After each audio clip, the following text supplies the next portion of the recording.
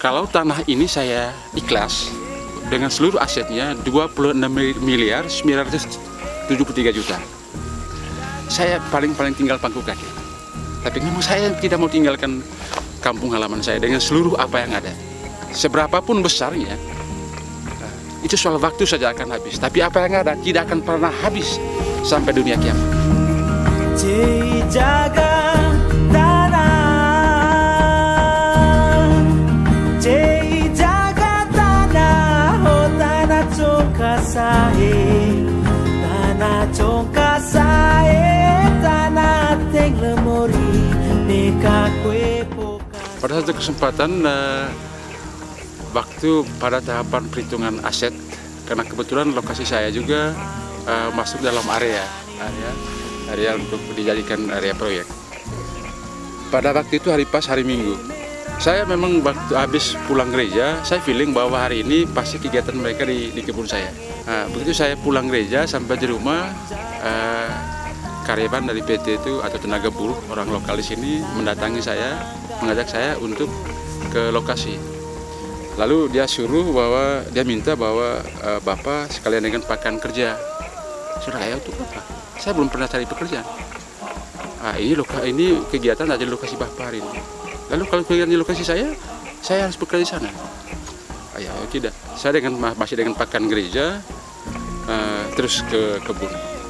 Di sana pihak PT yang diperintahkan oleh PT SMI, waktu itu PT Gewindo, mereka melakukan pemetaan dan perhitungan aset. Sampai di kebun, mereka menawarkan saya, Bapak ikut kerja hari ini karena kegiatan ada di lokasi Bapak. Wah, tidak semudah itu, Pak. Ya, tidak semudah itu. Soal pekerjaan itu kan tergantung saya mau kerja atau tidak. Nah, kalau saya mau cari kerja, ya tergantung yang punya pekerjaan terima tidak saya. Ini soal lokasi saya. Ya, Bapak masuk di lokasi saya, sudah pasti dapat upah. Sayanya apa, Pak? Mereka bingung, kenapa? Saya tahu bahwa mereka baru bertemu dengan gaya pemikiran seperti ini. Kamu bisa hidup, istri anak kamu bisa hidup dari pekerjaan kamu di atas lokasi saya. Saya hidup dari mana?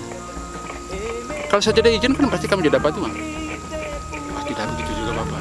Bagaimana yang ya terserah kamu. Tapi jangan terlalu rendah kamu punya omongan bahwa ketika kegiatan di lokasi saya ditawari pekerjaan supaya saya ikhlas punya tidak bisa. Ya, kita bicara dulu masuk lokasinya berapa. Mereka malah tambah bingung. Karena apa? Mereka belum pernah bertemu dengan cara pemikiran seperti ini. Akhirnya ada dua teman orang lokal, kebetulan ada kerjasama dengan mereka, buruh. Mereka menawarkan untuk secara budaya, mereka menggunakan uang Rp100.000, meminta izin untuk masuk di lokasi saya. Saya bilang oke. Ini bukan bayar, saya bilang, tapi ini hanya soal budaya saja. Mau saya izinkan. Lalu saya bilang begini, jamin tidak bahwa kamu masuk di lokasi saya, jamin tidak barang-barang saya tidak dirusakkan. Bapak, karena itu kami mengajak Bapak juga untuk biar ngawas, Bapak. Oh, oke. Kegiatan di lokasi saya berjalan 2 hari. Dan saya mengawas. Dan pengawasan ini juga upahnya Rp100.000 per hari. Ya. Dari perhitungan aset ini, saya bilang begini, bahwa seluruh apa yang ada di atas permukaan tanah ini yang sudah menjadi bagian dari area proyek dihitung. Pihak PT bilang, ya hitung saja yang besar-besarnya, Bapak. Aku tidak bisa. Hitung semua, termasuk di bawah ini, di bawah rumput ini ada tanaman-tanaman obat. Ya, jadi tanaman obat. Saya setelah hitung tanaman besar, vanili, ada kemiri, ada kopi, ada advokat, ada kakao, ada siri, ada jeruk. Setelah dihitung semua itu, Bapak sudah selesai apa belum? Ini pekerjaan kita di sini memakan waktu bisa 1 minggu, karena nanti di bawah rumput ini kita buka-buka, karena masih ada tanaman kecil di bawah ini. Ya, ada tanaman kecil, obat-obatan, lalu ada cabai sekali lagi tumbuh. Saya ambil contoh, saya bilang, ini Bapak, Mas kenal ini? Oh tidak, ini kapulaga kenal. Oh kenal. Di Jawa gunanya untuk apa? Oh ini jamu, ini kapulaga. ternyata orang kota baru tahu yang namanya pohon kapulaga. Bilang gimana Pak? Di kapulaga di sini ada berapa pohon? Ya, ada berapa pohon? Nanti kita hitung semua, termasuk di bawah rumputnya masih lagi tumbuh. Lalu ada obat lokal juga, ramuan lokal. Di sini namanya daun mencok. Itu Mas tahu tidak ini? Oh, tidak, ini ramuan lokal. Wajib hukumnya setiap ibu bersalin, baik di rumah sakit maupun di kampung, mandi dan seduh hasil rebusan dari daun ini. Kalau mau tahu, Mas coba ramas sedikit daunnya. Dia ramas lalu dia cium, ternyata baunya sangat sedap. Dia minta bibit, oh silakan angkat dengan akar-akar supaya nanti bisa hidup di Jawa. Lalu ada daun lagi, saya bilang ini di sini namanya daun saung montang. Jadi kalau anak Mas di Jawa nanti kepedisan, tinggal ambil satu daun, kocok, selesai. Kalau mau coba, Mas punya cabai yang lagi masak ini sudah terasa pedis, ambil daun ini pasti tidak rasa pedis lagi. Nah, artinya saya bilang begini, masih banyak yang kita akan perhitungkan di sini, kurang lebih lagi 3 hari ke depan. Oh iya Bapak, mungkin nanti kita akan apa?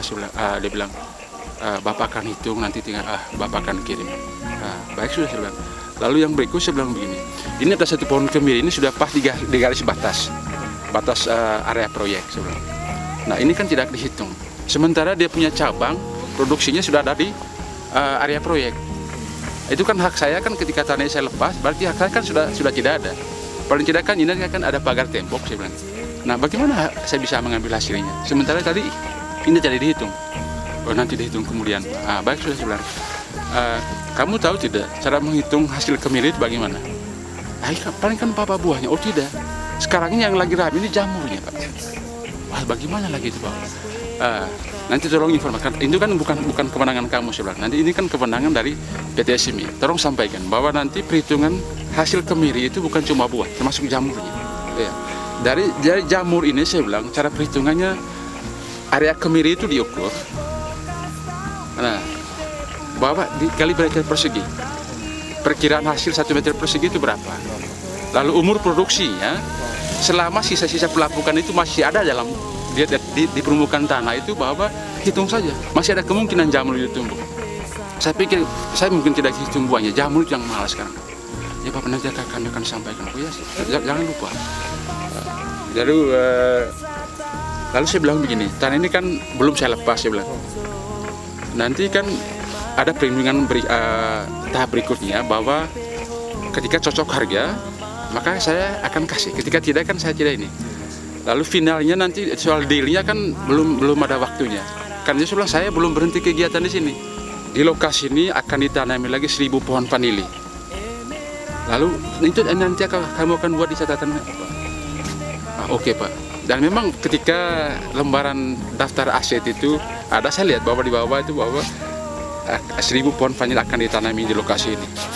Kenapa saya tidak begitu mudah menerima mereka punya kegiatan? Sebenarnya dalam hati kecil saya tidak mau harta milik saya dirusakkan. Karena saya sudah hitung bahwa kalau tanah ini saya ikhlas, dari jumlah aset itu kurang lebih dari sekian jenis tanaman itu, tanah itu dengan seluruh asetnya 26.973 juta. Ya. Sebenarnya saya dari logika bahwa harga seperti ini belum ada di sini. Tapi sebenarnya ini cara saya. Ketika pada waktu itu mungkin saya sendirian, saya tidak ikhlas sebenarnya. Saya tidak ikhlas bahwa kegiatan proyek ini ada di sini karena apa? Apa yang ada akan dirusakkan. Itu bukan karang-karang. Ya. Pertama, satu pohon vanili hasilnya berapa 1 tahun, lalu dikali masa produksinya, sudah jelas bahwa jumlah seluruh totalnya 26.973 juta. Saya bayangkan saja ketika pihak PT akan membayar sebesar itu, ya, saya paling tinggal pangku kaki. Sebagian saya belanjakan beli mobil, bikin buat rumah, lalu sebagian saya deposito, kan coba paling saya pangku kaki Pak. Tapi memang saya tidak mau tinggalkan kampung halaman saya dengan seluruh apa yang ada. Karena apa? Uang itu akan habis. Seberapapun besarnya, itu soal waktu saja akan habis. Tapi apa yang ada tidak akan pernah habis sampai dunia kiamat. kalau Tuhan mau lenyapkan bumi ini baru habis. Ya. Bukan cuma untuk saya, termasuk anak cucu saya. Tidak akan pernah habis. Ya. Tidak akan pernah habis. Itu saya bagikan kepada teman-teman. Jangan sampai kita konyol. Kenapa? Apa yang ada ini ketika tidak diusahakan, tidak akan pernah habis. Saya boleh katakan bahwa ketika ada orang yang mengatakan bahwa tidak ada apa-apanya Nunang ini, itu sebenarnya salah. Bagi kami orang Nunang, apa yang ada ini sudah sangat luar biasa. Karena apa? Tidak akan pernah habis sepanjang dunia ini masih ada.